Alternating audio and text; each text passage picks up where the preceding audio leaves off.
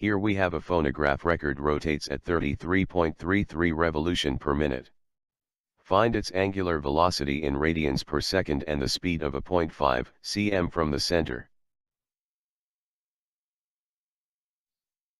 First we convert the angular velocity from rev per minute to radians per seconds, which we obtain as 3.49 radians per seconds. For the speed at 0.5 cm we use the formula for the tangential velocity, since it is the velocity that describes the nature of the problem. The equation for the tangential velocity is equal to its radius times its angular velocity, which we obtain the value of 0.1745 meter per seconds. Here we have the same problem, but it starts from rest and accelerates with constant angular acceleration to 33.33 rpm in 2 seconds. We are asked to find the angular acceleration and the angle turned through, in degrees and in revolutions. We also add to this problem some assumptions that it also starts at time 0 at a position of θ naught 0.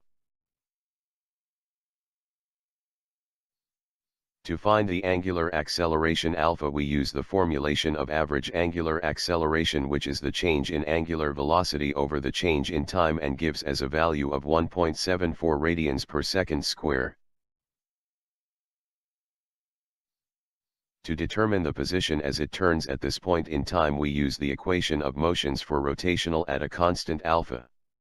Here we see that with the given n plus the value of acceleration we can use equations 2, 3, or 4.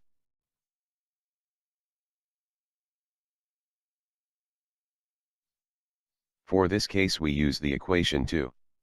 We then substitute the values that are present and obtained a theta at time 2 seconds, but we need to convert this to degrees and revolutions.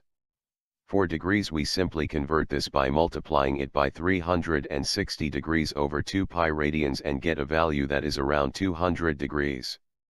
And for revolutions we multiply the value obtained by multiplying it by 1 revolution over 2 pi radians and get a value of 0.55 revolution.